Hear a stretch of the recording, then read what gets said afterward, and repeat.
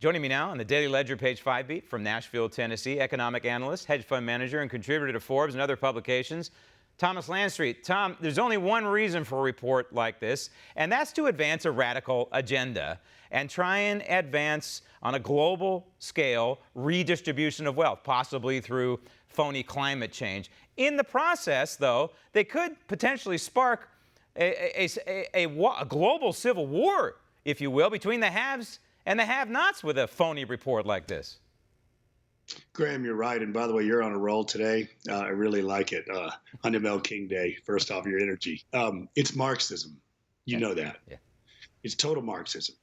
We want more rich people, not poor, not more poor people. Okay. But here's another thing. Government is the culprit here. If it's in Africa, we know what that is. But even in the United States, if you look at San Francisco, one of the richest, cities in the country, California and San Francisco specifically have a very significant housing shortage, right? Driven by the same kind of ideas that this guy's proposing here is that, their environmental restrictions, the restrictions on building, the restrictions on developments have led to scarcity in housing. So now you have these gig economy workers graduated from Stanford that have to step over bodies, tens of thousands of homeless bodies in San Francisco. How did that happen? Was it the free market, or was it social justice oriented government? Well, I would argue it's the latter. Yep. Because they've had a scarcity of housing. There's a huge problem with affordability. And by the way, they've just made it worse recently. By their response is to control rents, is to impose rent control. So now they're going to create even more scarcity because landholders, building owners can no longer afford to rent out their apartments. They're just going to make it much, much worse. The problem here is government, not the solution. And we have some other problems in our government right now. An article caught my eye. I sent it to you. You saw it.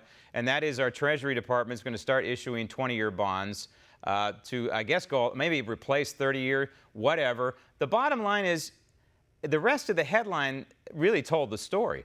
They want to issue 20-year bonds to help pay for the ballooning deficit. That's part of the problem. That's what you're talking about. It's the government. And so we're printing money to pay for the debt, and we are issuing new debt to pay for the old debt. That's right. We're monetizing the debt. They're buying the debt directly. The 20-year is a good idea. Look, lengthening the terms of our debt is good at low rates, right? Right. Instead of having it all stacked up in the next 5 years. So it's not a bad idea. They won't replace any 30-year or 15-year with the 20. It just adds to it. Mm-hmm. Because remember, we're running over $1 trillion deficits now. Social Security now is $1 trillion in arrears. In other words, they're sending out $1 trillion in checks to baby boomers retiring, $1 trillion more than they're taking in payroll taxes. They've got to fund it somehow. This is just more credit, more debt, more inflation, potentially, and, more income inequality. If these people in the government did this in the private sector, Thomas, they'd be in jail because this is nothing more really than a government-sponsored Ponzi scheme. Thomas. Want to see more videos like this? Click on the link below and subscribe to One American News on YouTube. And call your cable provider and kindly demand that One American News is added to your lineup. Call and subscribe today.